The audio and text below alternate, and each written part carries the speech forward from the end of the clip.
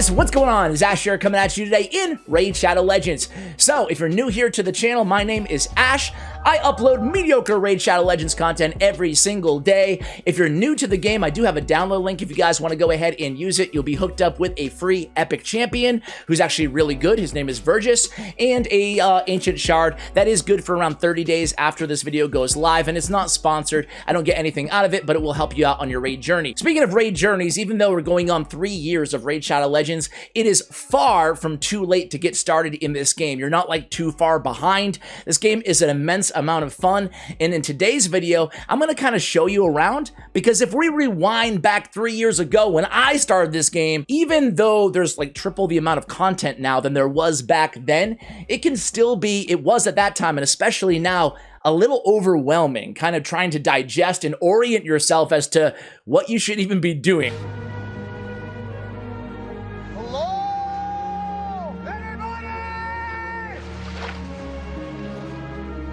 That's the goal of today's video. Have a general idea of how this game works and what you should be spending your time doing, especially in the kind of the early game, as we say, and going into the mid game of Raid Shadow Legends. So let's kick things off. This is kind of your main screen here. This is the portal.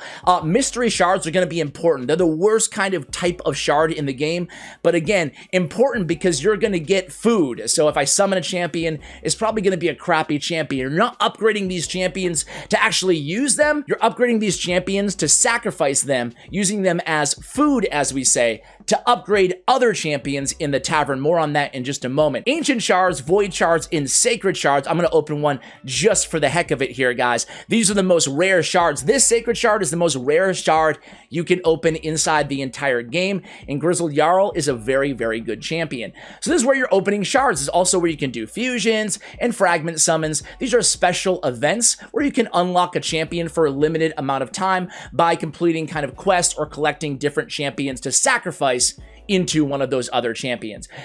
Next up, don't mind the pop-ups. You'll get a lot of them in Raid Shadow Legends. So, talk to me, come on, Ron. Talk to me. Hey, you talking to me? You will talk to me, Nine. You talking to me? Come on, Ron, talk to me. Whee!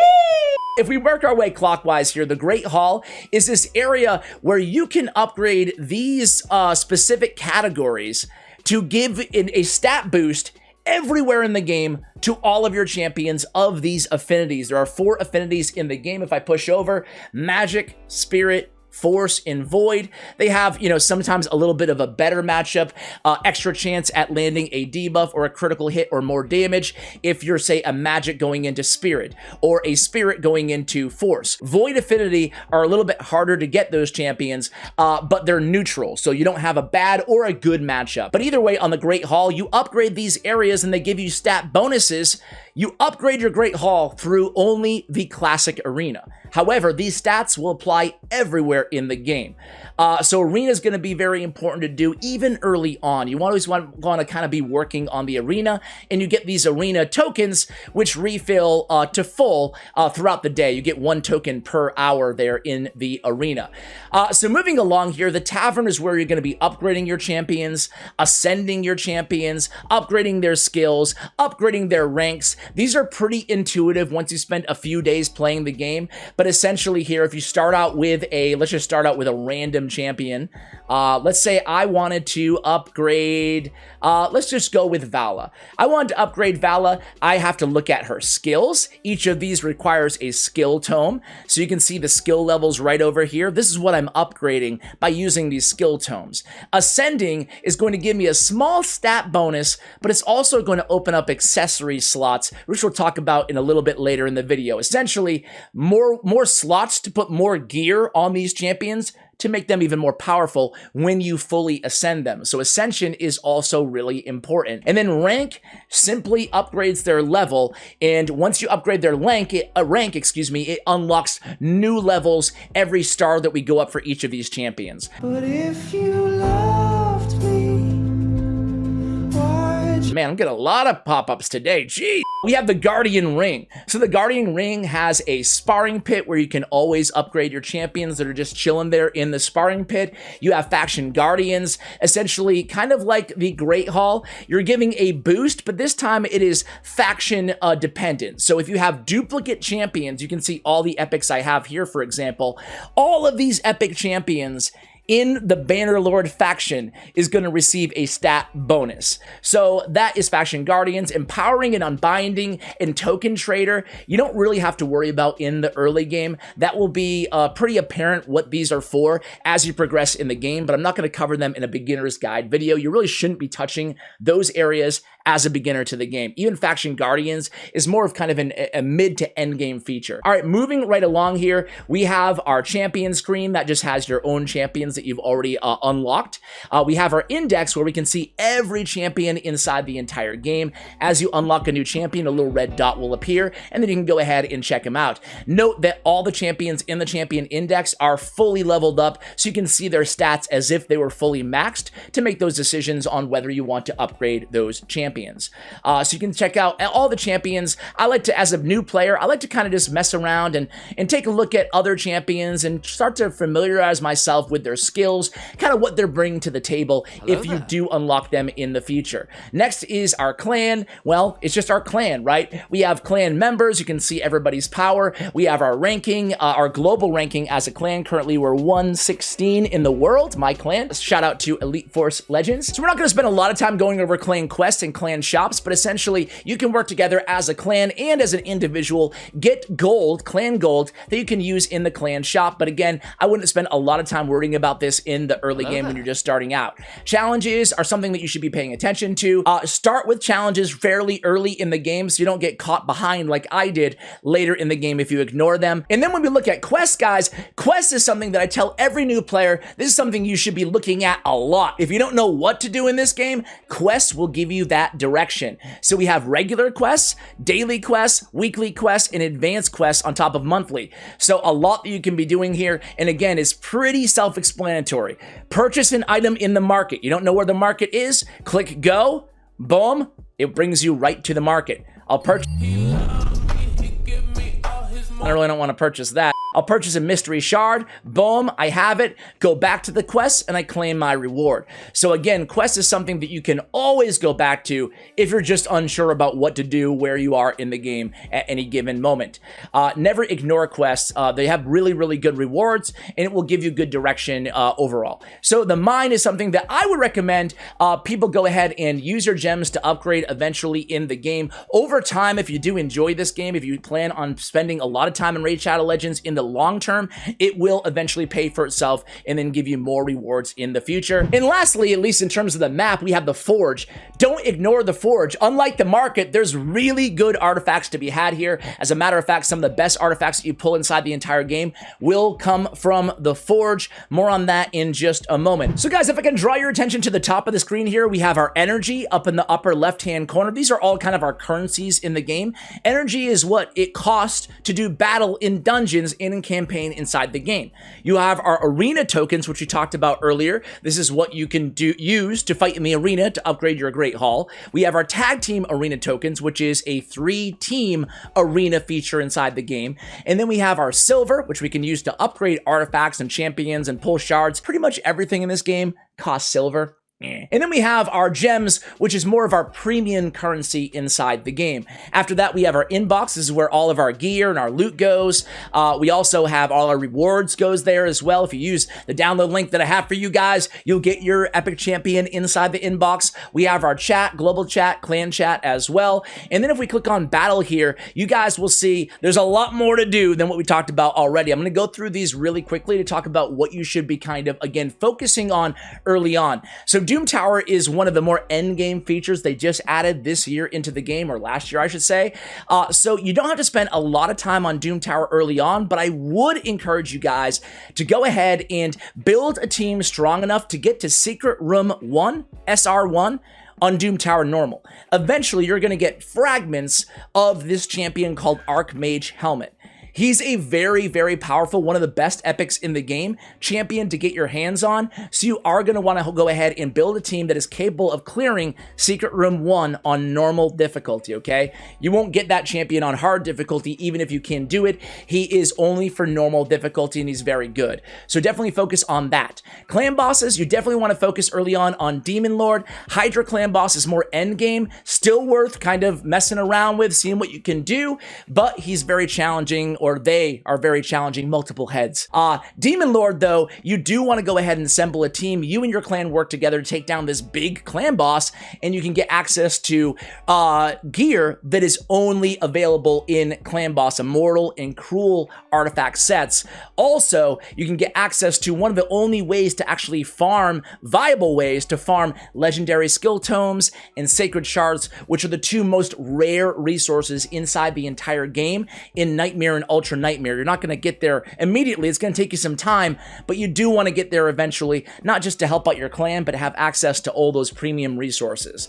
All right, next up is going to be the arena. We already talked about the arena, guys, but Tag Team Arena is with 3 teams. They have their own little bazaar, which is like their shop for Tag Team Arena. You get gold bars. It's another resource for playing Tag Team Arena. I wouldn't worry too much about Tag Team Arena in the early game, but again, go ahead and mess around when you have the time and just get an experience of what it's like, what you're getting, and how to use the shop, the bazaar there. Classic Arena, though, you do want to be spending a lot of time on in the early game, focusing on that Great Hall and continuing to upgrade so you can improve your champion stats everywhere in the game. On the Classic Arena team, I'll give you a tip on that in a moment.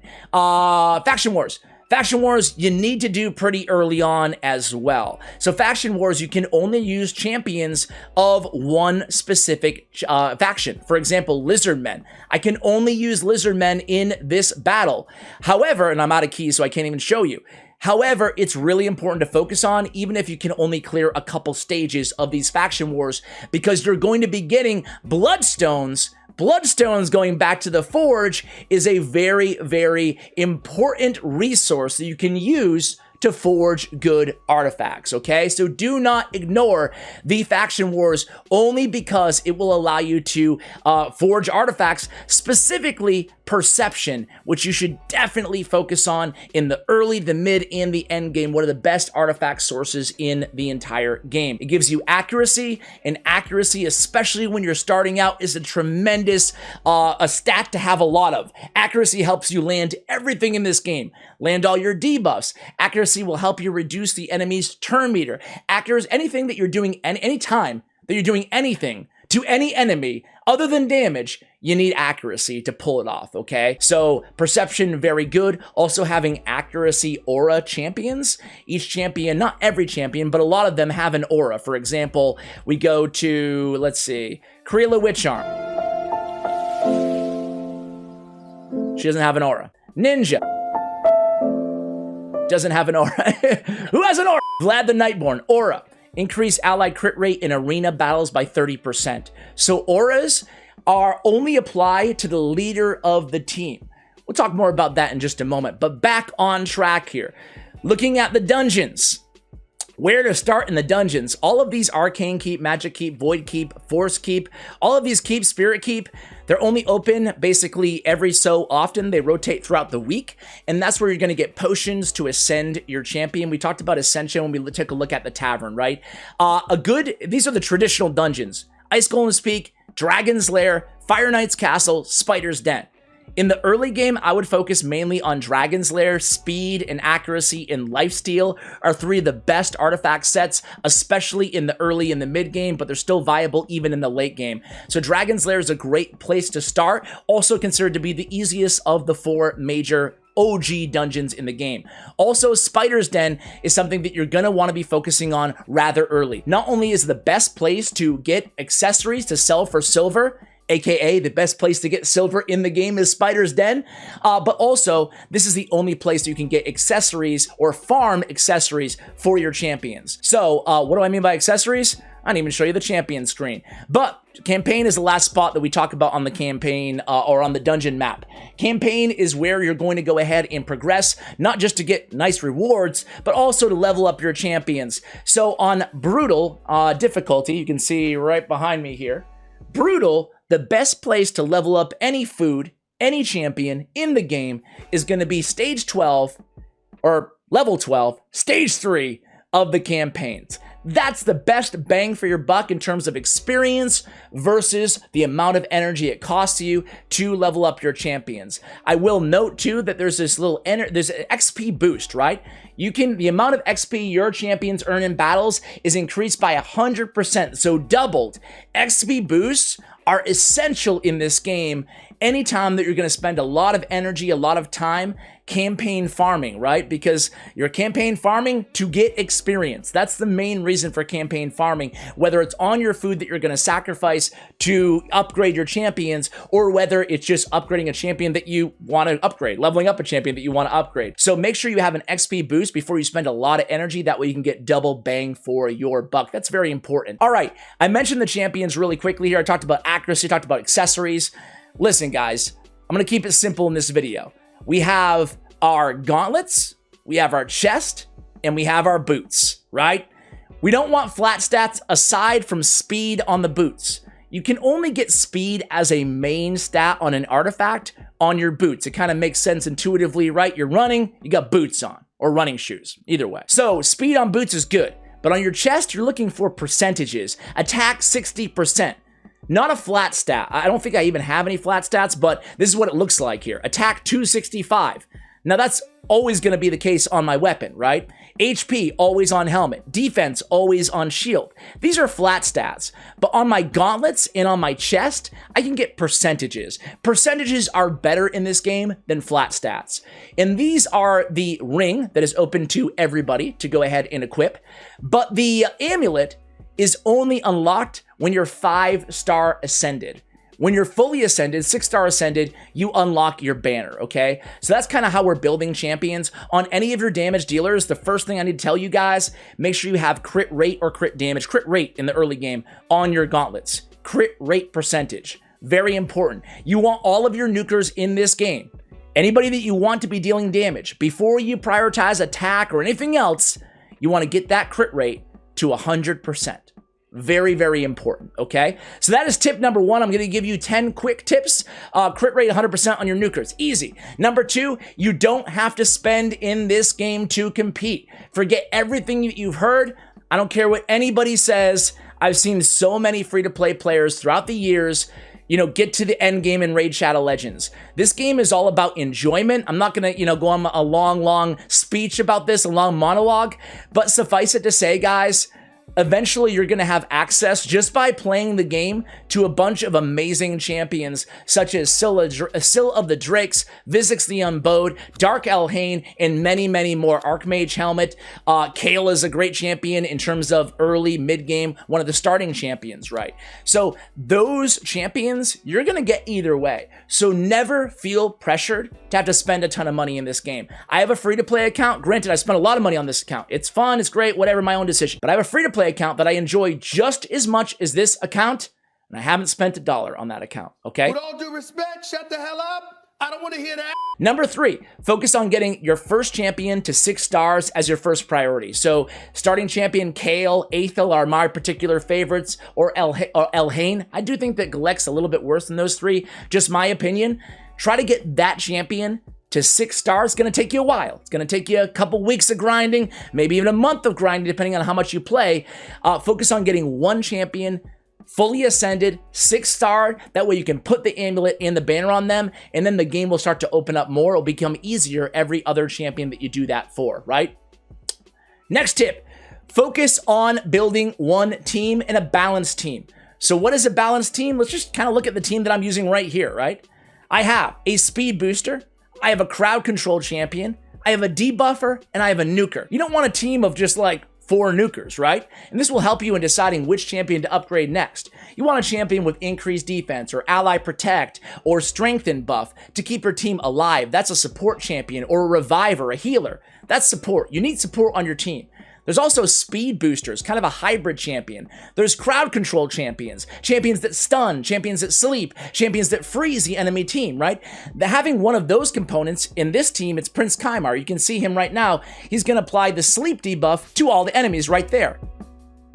he's crowd controlling them because they don't get a turn. It buys me time for my nuker and my debuffer to go. Debuffer is a champion who's applying, going before your nuker, so build them faster than your nuker, because what good is a nuker if there's no debuffs on the enemy team? Decrease defense and weaken being the two main debuffs in this game. They go before your nuker goes, and then your nuker comes in and kills everybody because they're fully debuffed, right? So build a balanced team early on. Consider all of those factors. Next is going to be even end game content can be worthy of your time in the beginning of the game. We talked a little bit about this already, but even messing around with the Hydra Clan boss, you can still get valuable rewards even when you're just starting out in the game. Faction Wars, same thing. Doom Tower, same thing. So don't ignore content thinking that I just can't compete there. I don't spend a lot of money, or I don't have a lot of time, or I just started playing. Explore all the areas of the game. Faction Wars should be done early on. We actually covered a bunch of these tips, so I'm just gonna skip to, the end, right? And this is a question I hear all the time. By the way, the other tips were don't use legendary skill tomes on epic champions. Don't use epic skill tomes on rare champions. Make sure you're using the right resource because, again, epic and especially legendary skill tomes, those books we talked about, they're very, very rare, very hard to get inside this game. This one I get all the time, right, guys? When choosing the next champion to build, how do I choose? What champion should I go for? Okay, really, really important question. So let me give you an answer as the last bit of advice before I send you guys on your raid journey, send you on your way here. I look at the 3 Vs. It's corny, whatever, but the 3 Vs when considering what champion that I want to build next. And again, maybe as a precursor to this tip, never feel like you have to spread your resources too thin in this game. This game is going to throw a lot at you, right? And it's on purpose, right? It's psychological. They're going to throw more champions at you, and every champion's going to look amazing, right? You should really narrow in your focus and try to only really upgrade 1 or 2 champions at a time. Even me, I only stick with 1 champion at a time. That is it. I fully max them, and then I move on to the next champion. So don't spread your time and your resources too thin. That's great, Ash. Now get back to the main point. Who should I upgrade? So the 3 Vs. The value over replacement, right? In the beginning, you're not going to have anybody, so it's going to be a win in that department either way, right? But what champion am I going to use this champion instead of, and where, right? And are they that much better, or do I just think they're better because they're new and psychologically I'm inclined to go with the new shiny toy, right?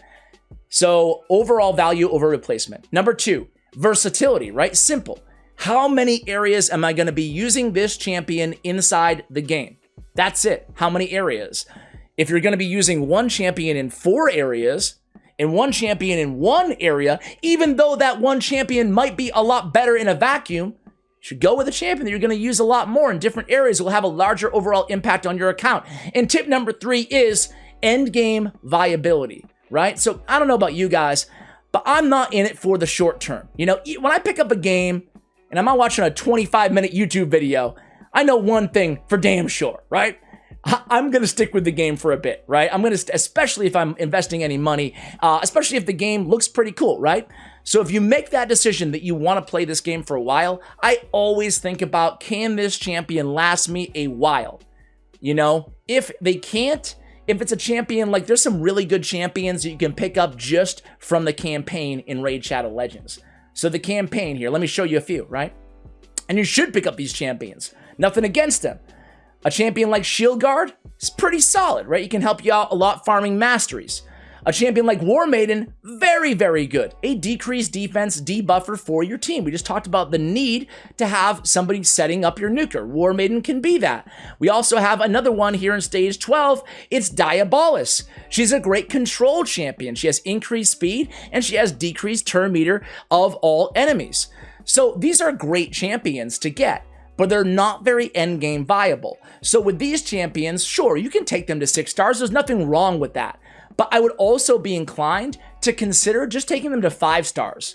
That's the last tip that I'm going to leave you guys. When I invest in a champion, I always err on the side of going with a champion that's going to be endgame viable. You can look up on YouTube to find out how good a champion is in the endgame, or on the internet, or ask your clanmates, right? There's a lot of resources out there. Ask Reddit as well. But for me, I'm not afraid to use a solid champion like Diabolist or War Maiden at level 50. in order to take them to level 60, it takes a lot of extra resources, right? So again, endgame viability, versatility, value over replacement, and don't feel like you have to take every champion to level 60 to succeed in this game.